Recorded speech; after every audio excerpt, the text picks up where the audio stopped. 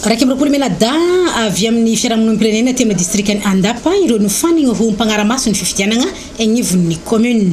Nofanigny nandritra ny 2 andro teto Andapa izy ireo. Tanjogno amizay mo mba hazahoana ny vato madio mangarahara ekeny maro no sady tsisy any gidragidraky eto amin'ny firenena. Ka amizay fotoana zay koa mba ialagna zay nisy teto Madagasikara hatrizay isaka ny faragna fifidianana misy disadisa ka mba irindrany amizao fifidianana ho avy zao mba samby hiaiky fa hoe fifidianana madiodio marigny na tegna ekeny maro zao fifidianana ataontsika zao agny amin'ny faragna. Sady magnatanteraka ny asa fagnaramaso izy ireo mandritra ny zotram-pifidianana meloha mandritra ary farany fifidianana no mizara fahalalana amin'ny hafa.